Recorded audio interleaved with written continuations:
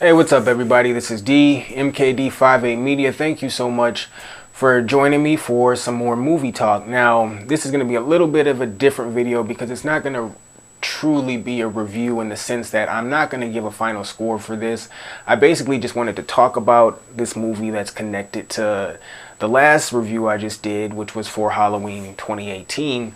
And within that review, I briefly mentioned Halloween H20, and then a little bit after doing that review, we ended up watching H20, or rewatching it for me. I hadn't seen it in years, but it was a rewatch for me. And I gotta say, I walked away with a way more positive opinion of the movie than I remember having upon the first few times that I saw it back in the day. I mean, I don't know if, absence makes the heart grow fonder or what it was, but the minute this movie kind of, the credits were going and the movie was kind of starting, it was the beginning stages of the film, I found myself just kind of ready to go on this nostalgic ride. And I found myself like, yeah, I'm ready to watch this, and I was getting in that Halloween movie vibe or whatever. And I enjoyed this. I enjoyed watching Jamie Lee Curtis, reprise the role. It was interesting seeing how this version of Laurie Strode handles her trauma compared to the version of Laurie Strode in 2018 in Halloween. So there was definitely a lot of comparing, contrasting going on between those two films, because I watched Halloween 2018, literally, a few days before rewatching H20. So there's a whole lot of comparing and contrasting going on with those two movies. I traditionally do not like the mask that they use for Michael Myers in this, but upon the rewatching, I was able to just kind of accept it. I just looked at it as a different interpretation of the mask. You know how in different comic books, through different stages, sometimes a character will be drawn different, different eras of Batman comics. Different artists drew them different, and some guys drew them different for certain stories. Just every artist kind of has their own interpretation of these classic, iconic characters. So I just kind of looked at Michael Myers' mask in the same way. This version of his mask isn't just the ideal version. My favorite versions of the Michael Myers mask are, of course, the original, and now the one that they use in 2018. To me, those are the two best versions. But I was watching some retrospective type video on Halloween 2 from 1981. I was watching that earlier today, and I was taking some second looks at the Michael Myers mask and that mask that's pretty creepy. So I'm gonna have to rewatch Halloween 2 to kind of, I remember liking that movie when I was a kid, so I want to rewatch it to see how I kind of feel about it now. But the mask in that didn't really look that bad as far as what I saw today. I kind of had blanked out a little bit on just specifically how the Halloween 2 mask looked. So I'll have to rewatch that. But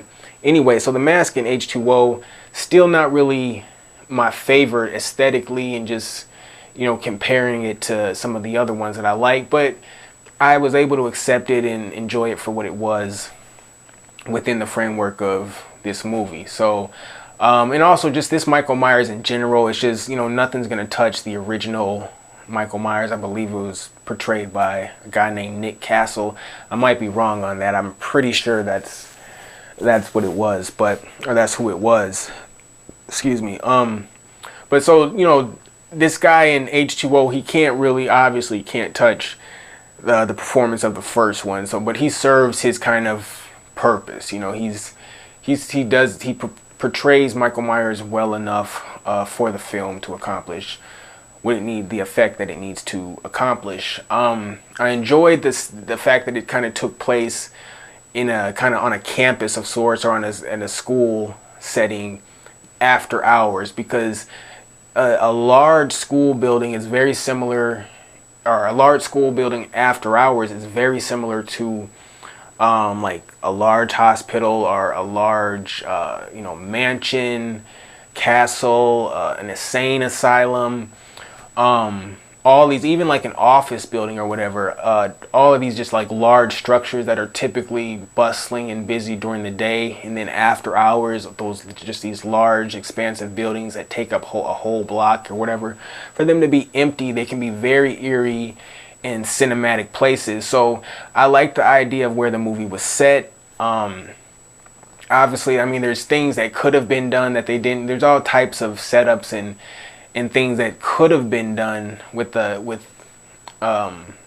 this concept that the movie used or whatever. But they got some good stuff off. They got some good stuff off in this. There were some good sequences, some good tension-filled moments, and just some good exploration of the Laurie Strode character, and kind of continuing her story, or at least so we thought, continuing her story, just depending on, like I said, depending on how you feel about the continuity of the franchise. But if you really treat this as just a one-off, like I said, treat it like it's just a story, a one-off story within the Halloween universe, then it really works, and it's really more kind of entertaining, because you can almost enjoy it without worrying about how it's connected to stuff that's supposed to come along in the future, or that ended up coming along in the future. So I just say all that to say I enjoyed H2O.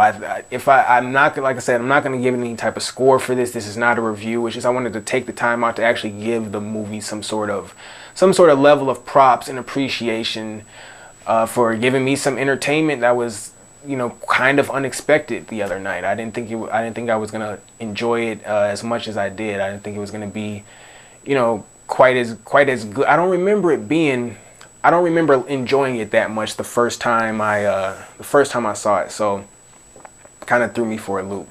So if you're a fan of the franchise, you've already seen it, of course. I don't know any Halloween fan that hasn't seen H2O. But if you're a fan of the franchise and you haven't seen it in a long time, then you might want to, you know, revisit it and take a look at it, because it might have kind of it might grow on you a little bit. Like, you might have a better opinion of it than you did in the past, or maybe you were one of those folks that really liked it right away when it first came out, and you've always had a high opinion of it. So, but anyways, Halloween H2O, to me, that's on the positive end of the Halloween franchise movie releases. The top 4, in no particular order other than having the original at number 1, of course, but the top 4: Halloween 1, 1978, and then after that, it's hard to say, but it's a toss-up between Halloween 2018, Halloween 2, and Halloween H2O. And I gotta rewatch Halloween 2 before I can figure out where those 3 fit as far as being second, third, or fourth place. But that's, you know, those 4 movies are definitely the top 4 in the franchise, and all worth checking out. So, all right, you guys, thanks for watching. That was my little retrospective, or whatever you want to call it, my little talk piece on Halloween H2O. Like, comment, subscribe.